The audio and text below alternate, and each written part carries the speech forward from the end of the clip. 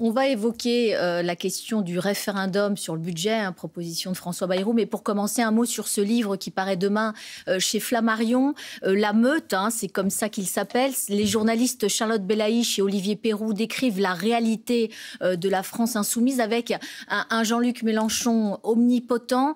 Jean-Luc Mélenchon ne demande pas seulement la discipline de groupe et la loyauté absolue, mais la dévotion aveugle. Celui qui doute trahit, écrivent les auteurs.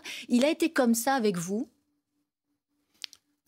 Écoutez, bon, déjà, commenter un livre que j'ai pas lu, je vais l'acheter demain comme tout le monde. C'est toujours délicat. De ce que j'ai lu qui me concerne, dans les bonnes feuilles, comme on dit, c'est exact. Il y a indiscutablement un problème de fonctionnement dans ce mouvement. J'en ai été exclu, alors que... Et c'est ça la chose que j'aimerais répondre à tout ça. Moi, ce qui m'intéresse, c'est préparer l'après. C'est le nom du mouvement que j'ai fondé avec des amis. C'est comment nous créons les conditions, à l'occasion notamment de la prochaine élection présidentielle, d'une candidature commune de l'ensemble du NFP, qui gagne et qui notamment n'est pas battue par l'extrême droite. Et la stratégie de Jean-Luc et son fonctionnement est aussi un des éléments de tout ça, ne produit pas la possibilité de gagner. C'est ça, c'est que, vous savez, on ne fait pas la 6e République et une société plus démocratique quand on fonctionne en interne comme un mouvement extrêmement, dans lequel on ne tolère pas le désaccord. Et sitôt qu'on est en désaccord, je le vois de la part, on appelle ça des trolls sur les réseaux sociaux, je me fais insulter de la part de gens, je ne sais même pas qui c'est, caché derrière des pseudonymes. On est traître parce qu'on propose une orientation différente. Eux, la France Insoumise dit, il y aura le candidat quoi qu'il arrive. Insoumis, on a compris que c'était Jean-Luc. Et moi, je suis pour l'unité, la candidature commune, et on me qualifie de traître. Donc ça, quand un mouvement n'arrive pas à tolérer un débat interne, c'est qu'à mon avis, il n'est pas l'outil pour aujourd'hui rassembler la majorité de la société. Vous avez été vraiment le compagnon de route de Jean-Luc Mélenchon de la première heure, hein, ces 30 ans de vie politique ensemble.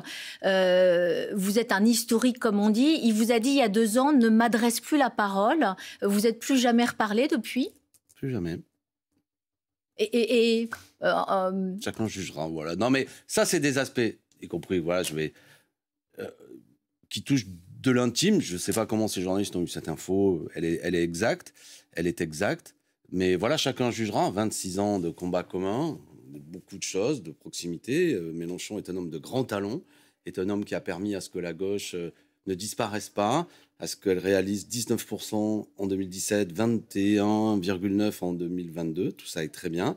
Mais je pense qu'il doit aider à faire mieux maintenant. Et faire mieux, ça passe pas nécessairement par lui. Et il doit nous aider. Tout son talent que j'ai connu doit nous aider. Toute cette face lumineuse de sa personne, et je la connais, elle doit nous aider à créer les conditions qu'on ait un candidat ou une candidate qui gagne. Et on voit bien quand on est en désaccord, un homme qui a été dans toute ma vie politique comme intime, à régler ça de cette manière. Bon, voilà, chacun jugera. Donc ce que vous dites, c'est qu'aujourd'hui, ce côté autocratique, ça fait pas un président, vous lui dites, de ne pas se présenter en 2027?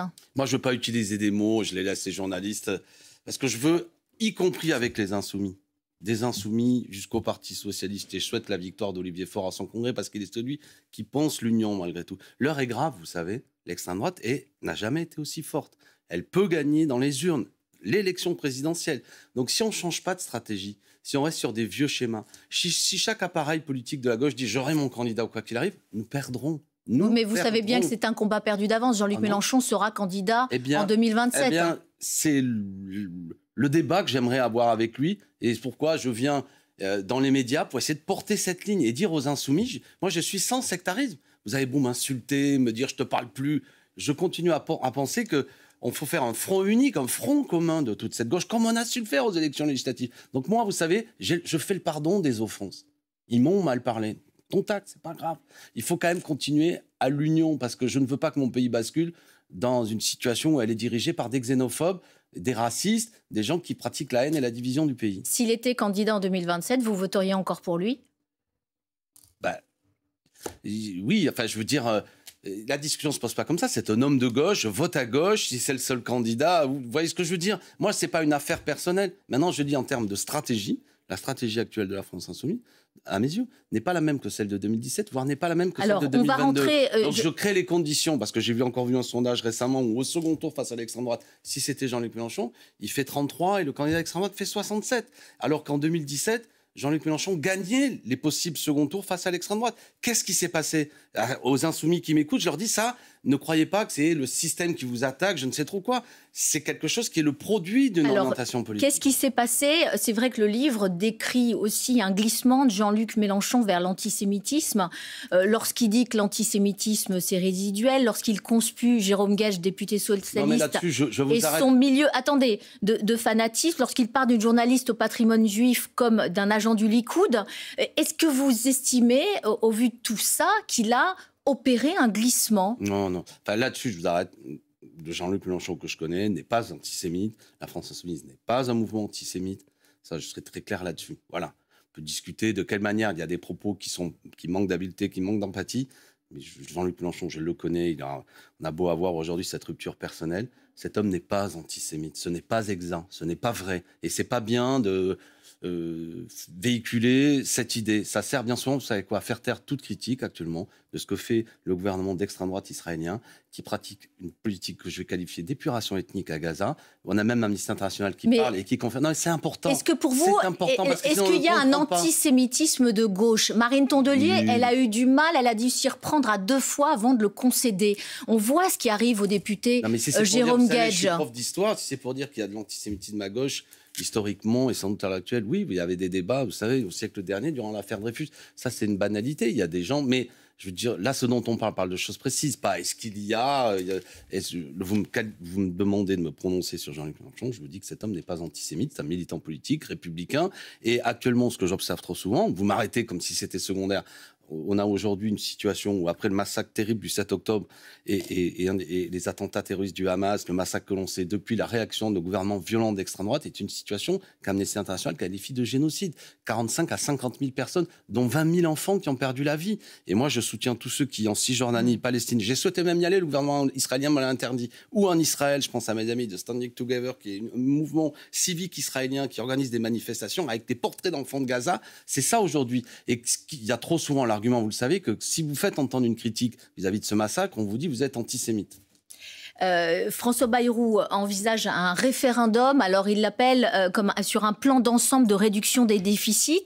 Est-ce que prendre le pouls des Français, les interroger sur finalement ce que fait l'État de leur argent, il n'y a pas une forme de cohérence ? Non, il y a une astuce, parce que c'est un homme qui est minoritaire à l'Assemblée nationale, qui n'est pas légitime, de mon point de vue. C'est-à-dire que le MoDem et même les amis d'Emmanuel Macron ont été battus à l'occasion des élections législatives, mais Emmanuel Macron a fait un coup de force en nommant un Premier ministre qui n'est pas issu de la coalition arrivée en tête, qui était le Nouveau Front Populaire. Donc M. Bayrou galère, pardon de l'expression triviale, pour essayer de trouver une majorité sur un budget. La dernière fois, il a imposé par 49-3. Dites-vous ça quand même, depuis 2022, on n'a pas voté un budget à l'Assemblée nationale, toujours imposé par ce mode autoritaire qu'est le 49-3. Mais justement, comme il y a un blocage, contourner l'Assemblée nationale pour finalement essayer de faire adopter un budget, jouer le peuple contre les politiques, est-ce que c'est pas malin de sa part? C'est odieux, enfin, jouer le peuple, il ne joue pas le peuple. Si jouait le peuple, je lui pose une question. La réforme des retraites, personne n'en veut, il va l'imposer dans un conclave, qui soumettent oui ou non, parce que là on peut répondre par oui ou non. Êtes-vous favorable oui ou non à la réforme Borne? 70% des Français sont contre. La réforme Borne sur les retraites, c'est celle qui impose à 30 millions de salariés 2 ans de plus de travail, alors que beaucoup de gens à partir de 55 ans n'ont plus de boulot. Ça, c'est le courage et vraiment la démocratie. Un budget, je vais vous dire, et vous le savez, Madame Bouillégué, c'est pas oui ou non. La discussion sur un budget, c'est-à-dire de quelle manière on arrive à l'équilibrer, sur quoi on met en avant, c'est pas oui ou non. Oui ou non, c'est tu prends ou tu laisses. C'est refuser. C'est en gros dire, qu'est-ce qu'il va dire? C'est soit le chaos si on n'a pas de budget, parce que ce sera ça qui répète, soit vous votez 40 milliards de purges qu'il veut faire actuellement. Et la question que je pose aussi, s'il fait un référendum, s'il est battu, il s'en va? S'il est battu, Macron démissionne? Parce que c'est quoi, les conséquences de leur référendum? Mais donc tout ça n'est pas sérieux, c'est une manœuvre, précisément, vous l'avez dit vous-même, pour dire, façon la classe politique, tout ça c'est pourri, hein, c'est des bavards, c'est des gens qui bloquent. Moi, François Bayrou ou Emmanuel Macron fait la même chose. Je suis le sauveur. Bon, c'est des solutions, vous savez, qui sont, pour le coup, de tous ces gouvernements autoritaires que l'on voit, de l'anti-parlementarisme, d'une solution unique, personnaliste, présidentialiste, etc. C'est une impasse. François Bayrou, il pose un diagnostic sur la situation économique. Il dit il y a une production qui est trop faible, il y a une dette qui est trop lourde, et donc la direction, c'est pas d'impôts supplémentaires et une baisse déterminée des dépenses. Sur le principe... Odieux. odieux. Et pourquoi odieux? Ah bon? Je sais pas, vous êtes allé à l'hôpital, à l'école dernièrement, vous savez, le nombre de manques de postes, le nombre de manques de lits dont on discute. Il a fait 30 milliards de purges dans le précédent budget, il va en rajouter 40 milliards, alors que les fortunes... Mais la France peut continuer à vivre avec 1100 milliards de déficit, de dettes. J'ai une solution, il n'y a jamais eu une telle accumulation de richesse de la part des plus fortunés, des 1600 personnes les plus fortunées. Si on leur ponctionne seulement 2%, tel qu'on le propose sur la taxe Zuckman, on peut faire rentrer dans les caisses plusieurs dizaines de milliards. Mais ce qu'il y a un principe, c'est toujours vous, les petits, qui allez payer. On a même Non, justement, il a fermé la porte à toute hausse de taxes pour les retraités. Si, le retour de la taxe d'habitation, c'est non. Quand vous asphyxiez 40 milliards de moins dans le service public, c'est les petits qui payent. Parce que ça veut dire que quand vous arrivez avec votre gamin au service des urgences à l'hôpital, vous allez passer des heures à attendre. Ça veut dire que quand dans votre classe, notamment moi je suis élu de Seine-Saint-Denis, vous aurez 30 à 31, 32 gamins par classe.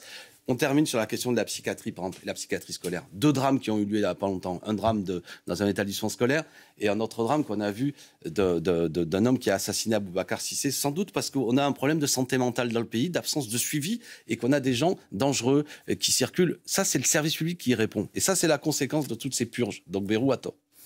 Merci beaucoup, Alexis Corbière. Bonne journée à vous.